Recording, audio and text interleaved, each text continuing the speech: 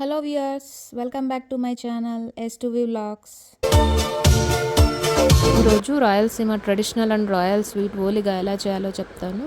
స్మూత్గా లేయర్స్గా వచ్చేలా పర్ఫెక్ట్ మెజర్మెంట్స్తో ఎలా చేయాలో చేసి చూపిస్తాను. ట్రై చేయండి. ఫస్ట్ పూర్ణం రెడీ చేసుకుందాం. సో దీనికోసం నేను 1.5 kg కందిబ్యాళ్ళు తీసుకున్నాను. సో నేను 1.5 kgకి సరిపోయేలాగా మెజర్మెంట్స్ అన్నీ చెప్తాను. సో 1.5 kg కందిబ్యాళ్ళు తీసుకొని దీన్ని బాగా 3 times వాష్ చేసుకొని తగినన్ని వాటర్ వేసుకొని స్టవ్ మీద పెట్టి ఉడకపెట్టుకోండి. సో దీనికోసం పప్పు నానబెట్టే అవసరం ఏం లేదు, డైరెక్ట్గా వాష్ చేసుకొని ఉడకపెట్టేసుకోవచ్చు. తర్వాత దీనికోసం నేను 1.5 kg బ్యాళ్ళకి 1.5 kg బెల్లం చేసుకొని పొడిగా చేసుకొని పక్కన పెట్టుకొని ఉన్నాను.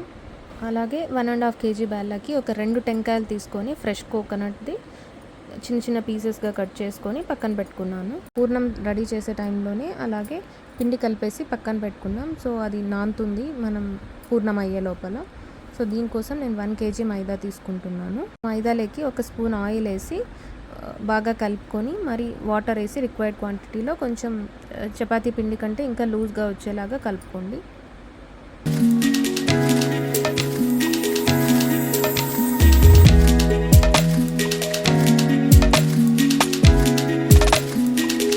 మరి ఇంకా 1 స్పూన్ ఆయిల్ వేసి బాగా మిక్స్ చేసుకొని ఈ కన్సిస్టెన్సీ వచ్చేలాగా కలుపుకొని పక్కన పెట్టుకోండి.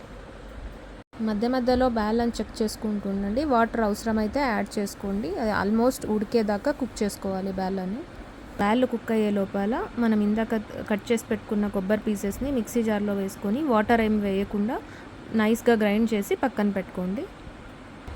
ఇలాచీ ఫ్లేవర్ నచ్చితే మీరు ఇదే స్టేజ్లో ఈ కొబ్బరితో పాటు ఇలాచీ పీసెస్ కూడా ఒక 5 or 6 అలా వేసుకొని దీంతో పాటే గ్రైండ్ చేసుకోండి. నేనైతే స్కిప్ చేస్తున్నాను, అది ఆప్షనల్. సో బ్యాళ్ళు ఇలా ఆల్మోస్ట్ కుక్ అయ్యే వరకు కుక్ చేసుకున్నాక స్టవ్ ఆఫ్ చేసేసి నీళ్ళన్నీ వంచేసేయండి.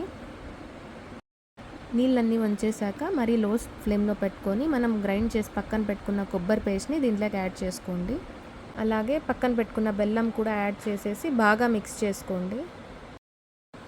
బెల్లం వేసాక అది కరిగి వచ్చిన వాటర్ అంతా ఆల్మోస్ట్ డ్రై అయ్యే వరకు లో ఫ్లేమ్లో పెట్టుకొని మూత పెట్టకుండా కుక్ చేసుకోండి. మధ్యలో కలుపుకుంటూ ఉండండి, లేదంటే అడుగంటి మాడిపోతుంది. సో ఫ్రీక్వెంట్గానే కలుపుతూ ఉండాలి. సో అలా కలుపుతూ లో ఫ్లేమ్లోనే పెట్టి వాటర్ ఆల్మోస్ట్ డ్రై అయిపోయి ఆల్మోస్ట్ ఈ కన్సిస్టెన్సీ వచ్చాక స్టవ్ ఆఫ్ చేసేసుకోండి. సో ఇదంతా కూల్ అయిపోయాక నైస్ ఫైన్ పేస్ట్ లాగా వచ్చేలాగా గ్రైండ్ చేసి పక్కన పెట్టుకోండి. తర్వాత ఈ వీడియోలో చూపిస్తున్న విధంగా కొంచెం మైదా తీసుకొని తట్టుకొని దాంట్లో మనం గ్రైండ్ చేసి పెట్టుకున్న పూర్ణంని ఒక బాల్ లాగా చేసి మధ్యలో పెట్టుకొని ఒక పైన కొన్ని గసాలు వేసి ఒక థిన్ లేయర్ వచ్చేలాగా తట్టుకోండి.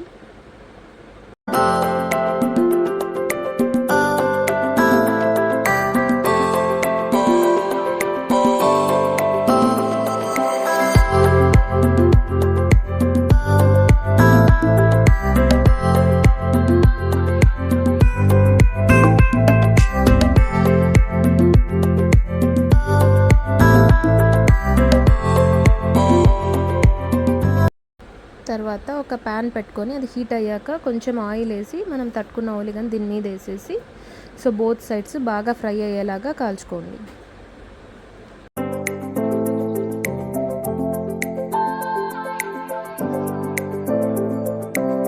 మన traditional and Rayalaseema special sweet ready అయిపోయింది. ఇది కొంచెం గీతో కానీ లేదా పాలతో కానీ తింటే చాలా బాగుంటుంది.